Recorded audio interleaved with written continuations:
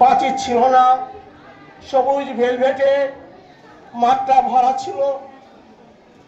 হয়তো স্মৃতিচারণা করতে করতে ভালো লাগে, কিন্তু সেই আবার একটা বিস্তৃত মাঠ এধারে খোলা ছিল, এত বাড়ি হচ্ছিল না,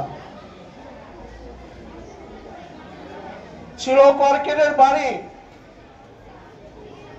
তবু সেখানে ছেলেরা মন দিয়ে পড়াশোনা করেছে, ছাত্রছাত্রীরা তারা মন সঁপে দিয়ে পড়াশোনা করেছে। আজকে যে কোনো মানব সভ্যতা এক জায়গায় দাঁড়িয়ে থাকে না, এই স্কুলও এক জায়গায় দাঁড়িয়ে নাই। এর অনেক সংযোজন হয়, অনেক বিয়োজন হয়, অনেক কিছু বিয়োজন হয়ে গেছে, অর্থাৎ স্কুল থেকে যেন চলে গেছে, আবার অনেক কিছু আড়ম্বর আতিশয্য এগুলো সব চলে এসেছে।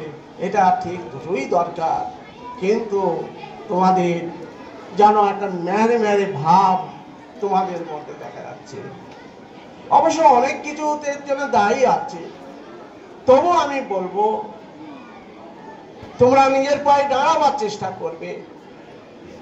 যে ছাত্র বলে আমি বাবা মা যাই থাক আমি নিজের পায়ে দাঁড়াবো, আমি নিজের পরিচয় দাঁড়াবো, এটা আমার ক্লাস 8-এ যাই না, একটা ভালো একটা মহান চিন্তা কি করে এসেছিল আমার মধ্যে। আর সারা জীবনে আমার লড়াই ছিল।